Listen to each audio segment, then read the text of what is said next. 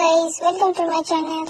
আমি শ্যামা, আর আজ আমি তোমাদের দেখাবো খুব সাধারণ একটা কলকা। তোমাদের আমি আগেই বলেছি আমিও খুব ভালো কলকা পারি না, তো যেটুকু শিখেছি সেটুকু দিয়ে তোমাদের দেখাচ্ছি। তো তোমরা প্লিজ কমেন্ট করে বলো যে এটা কেমন হয়েছে, আর সবাই আমার চ্যানেলটাকে সাবস্ক্রাইব করে দিও। সবাই ভালো থেকো, বাই বাই।